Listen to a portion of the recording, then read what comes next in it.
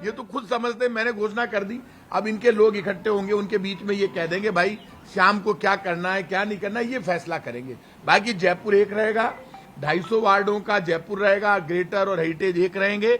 जयपुर उत्तर दक्षिण नहीं होंगे। जयपुर राजधानी में हम चाहे कितने ही एसपी बिठा दें, अभी 4 है, उसके 15 कर दें, एसडीएम ज्यादा कर दें, लेकिन उत्तर दक्षिण नहीं होगा। जैसा जयपुर था वैसा ही रहेगा। देखो प्रताप जी ने सही कहा, अभियान हमारा जो है, ये जो अभियान है, ये अभियान हमारा था जयपुर के जी।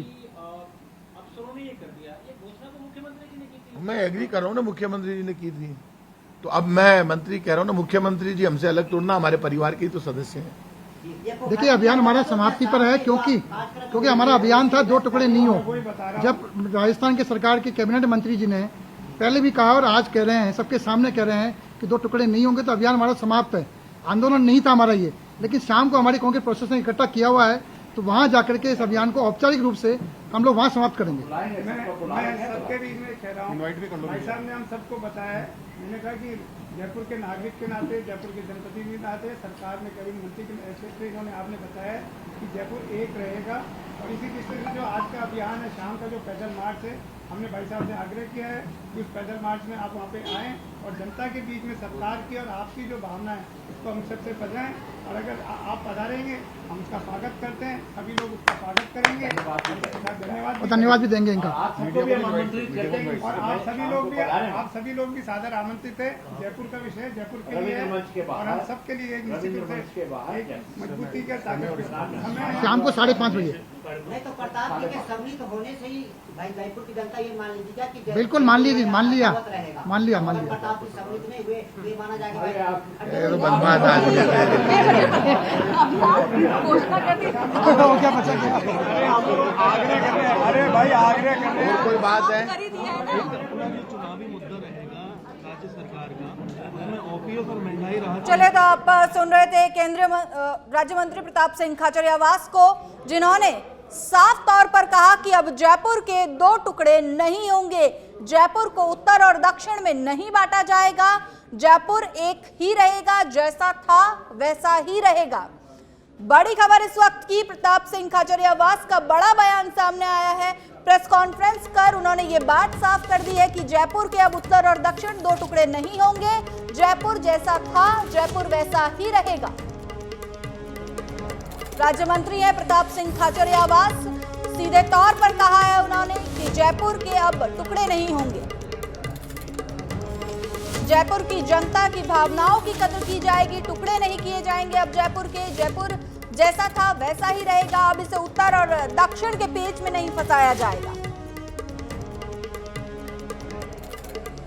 जैसा कि आपको बता दें, जिलों की घोषणा के दौरान मुख्यमंत्री अशोक गहलोत की तरफ से घोषणा की गई थी कि जयपुर को 2 भागों में बांटा जाएगा, जयपुर उत्तर और जयपुर दक्षिण। लेकिन लोगों के विरोध के बाद आज मंत्री प्रताप सिंह खाचरियावास का बड़ा बयान सामने आया है। चलिए इस खबर पर और अधिक जानकारी के लिए हमारे साथ फोन लाइन पर जुड़ चुके हैं हमारे संवाददाता लोकेश ओला। लोकेश, बड़ा बयान प्रताप सिंह खाचरियावास की ओर से कि अब जयपुर के 2 टुकड़े नहीं होंगे, क्या कुछ जानकारी है? देखिए बिल्कुल हिमाद्री, बात करें तो जिस तरह से मुख्यमंत्री अशोक गहलोत ने बजट घोषणा में 19 जिलों की घोषणा की थी और उसमें जयपुर जिले के 4 जिले बनाए गए थे। इसमें जयपुर के जो टुकड़ा करके कोटपुतली, बहरोड और एक दूदू और साथ साथ जयपुर शहर के 2 टुकड़े करके 2 अलग अलग जिलों के गठन को लेकर बातचीत की गई थी, जिसमें घोषणा थी जिसमें कि जयपुर उत्तर और जयपुर दक्षिण। लेकिन जिस तरह से जो इस घोषणा के बाद आंदोलन शुरू किया गया था और जयपुर को एक ही जिला बनाए रखने के लिए जो आंदोलन किया गया था, उसके बाद जो इस आंदोलन को और तेजी से रूप देने के लिए मंत्री सहित सरकार के तमाम विधायक भी इसमें जुटे थे और मांग रखी थी। लेकिन जिस तरह से बीते दिनों जो ये बताएं कि ओपीएस को लेकर उनके क्या विचार है। भारतीय जनता पार्टी तो ओल्ड पेंशन स्कीम का विरोध करती है और वो कहते हैं कि ओल्ड पेंशन स्कीम हम तो कर्मचारियों को नहीं देंगे। बीजेपी वालों ने कब कहा कि हम ओल्ड पेंशन स्कीम देंगे? मैं आज आपसे कह रहा हूं, राजस्थान के लोगों को तय कर लेना चाहिए। ये ओपीएस ओल्ड पेंशन स्कीम, ये 100 यूनिट तक बिजली फ्री, 200 यूनिट तक टैक्स फ्री, ये फ्री सैनिटरी नैपकिन, ये 25 लाख तक का प्राइवेट हॉस्पिटल में इलाज फ्री, ये दवाई फ्री सरकारी अस्पताल में, इलाज फ्री, 10 लाख तक का दुर्घटना बीमा और 1 करोड़ लोगों को बुजुर्ग विकलांग विधवा पेंशन, 2000 यूनिट तक किसानों को बिजली फ्री। रोडवेज में जो एग्जाम देने जा रहे हैं उन बच्चों को रोडवेज में फ्री यात्रा, महिलाओं को 50% रोडवेज में फ्री। ये सारे काम करने वाली सरकार राजस्थान की कांग्रेस की सरकार है। यदि लोगों ने कांग्रेस की सरकार जीतेगी तो इस तरह के काम आगे बढ़ेंगे, पब्लिक वेलफेयर के, पब्लिक रिलीफ के, महंगाई राहत देने के, रोजगार देने के, मां बहन बेटी को सम्मान के, क्योंकि हमारी एक ही सोच है, कोई भूखा नहीं सोना चाहिए और इलाज के अभाव में किसी की मौत नहीं होनी चाहिए। इसीलिए तो हम राइट टू हेल्थ लेकर आए, पहला राज्य बना राजस्थान जो राइट टू हेल्थ लेकर आया। इसलिए मैं आज बीजेपी के लोगों से कहूंगा, केंद्र सरकार का कोई काम है तो वो बताओ, तुम्हारे आदर्श गांव कहां पर है वो ढूंढ के लाओ, लोग ढूंढ रहे हैं। तुम्हारे 25 MP कहां है वो लेकर आओ। सिर्फ बातें ही बातें करते हो बीजेपी के लोगों, कोई काम तो बताओ। और आज कह रहा हूं, सुन लेना, बीजेपी के हड़कंप मचा हुआ है दिल्ली में।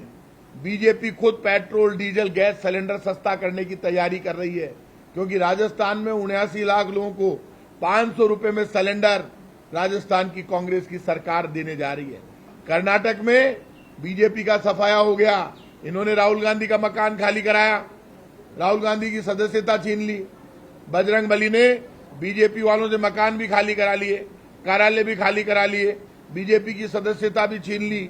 इसलिए बजरंग बली का आशीर्वाद भी हमको मिल गया। नारे लगा रहे थे बजरंग बली की जय लगाओ और बीजेपी का बटन दबाओ, बजरंग बली की जय लगी, राहत का बटन दब गया कांग्रेस का। इसलिए आप राहुल गांधी का मकान खाली कराओगे तो बजरंग बली आपका भी कराएगा। लेकिन इसके बाद बीजेपी वालों ने उल्टा काम कर दिया, जिसका पाप इनको लगेगा। इन्होंने बजरंग बली का नाम लेना छोड़ दिया, जय लगाना तो दूर की बात है, नाम ही नहीं ले रही है। तो अब जो माहौल इन्होंने क्रिएट किया है वो सिर्फ इसलिए क्रिएट कर रहे हैं कि बीजेपी चाहती है कि कांग्रेस का काम दब जाए और दूसरी बातें आगे आ जाए। इसलिए बीजेपी ये सारा इश्यू क्रिएट कर रही है।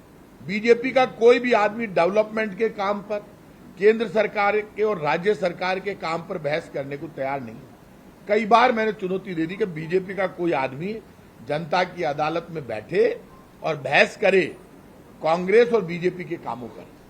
और आज मैं कह रहा हूं आपसे कि फैसला अब इस बात का होना चाहिए, वोट का अधिकार उसको मिलना चाहिए, वोट जो काम करे। कांग्रेस जीतेगी तो सच्चाई का, ईमानदारी का, काम का बोलबाला होगा पूरे देश में। नेता लोग डरेंगे और हर पार्टी ये सबक लेगी कि काम करोगे तो जीतोगे। काम और सच्चाई ईमानदारी की जीत होगी तो हम लोग भारी अंतर से जीतेंगे। जनता का हमारे साथ समर्थन है। मैं रोज सुबह आजकल मेरी कॉन्स्टिट्यूंसी में पिछले 1 साल से जा रहा हूं, आज भी गया हूं। भारी सम्मान लोग देते हैं, एक भी जगह कोई विरोध नहीं है। लोग हमारी योजनाओं से बड़े इंप्रेस है। इन्होंने मुद्दा बनाया था कि बिजली में है ना ये जो फ्यूल चार्ज ले रहे हैं, अब 100 यूनिट टोटल फ्री कर दिया, जीरो बिल आएगा। 87% घरों में जीरो बिल आएगा। आप मुझे ये बताइए, बीजेपी किस मुद्दे पर माहौल बनाने की कोशिश कर रही है?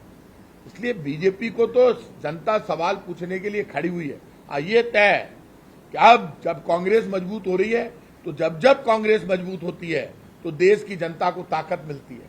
और अब बीजेपी झुकेगी और जनता के पक्ष में महंगाई को रोकने के लिए कुछ घोषणाएं करेगी। आप देख लेना, अब जीएसटी भी कम होगा, पेट्रोल डीजल भी सस्ता होगा, गैस सिलेंडर भी सस्ता होगा, क्योंकि लोकसभा के चुनाव भी, राजस्थान के चुनाव 6 महीने हैं तो लोकसभा के चुनाव में सिर्फ 12 महीने हैं भाई साहब।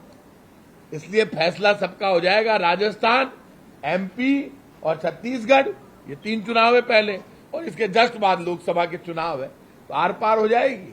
इस बार ये बीजेपी का हिसाब जनता बराबर कर देगी।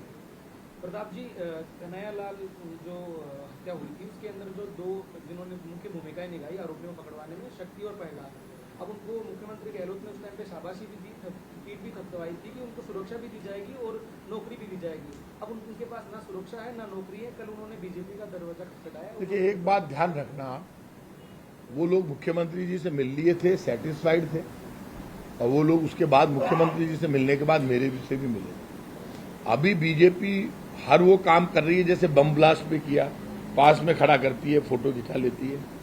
तो ये मानकर चलना आप, जो लोग दोषी थे उनको हमने गिरफ्तार किया ठोक कर उसी वक्त, और बम ब्लास्ट के मामले में भी बीजेपी ने माहौल बनाया। मैंने 13 मई को देखा बीजेपी के लोग कलेक्ट्री पर बीजेपी के 7 आदमी बैठे हुए हनुमान चालीसा पढ़ रहे थे। मैंने गाड़ी रोकी तो मैंने बुलाया तो एक जना नाराज हो गया। मैं आज 7 ही किया भाई, संख्या बहुत कम है।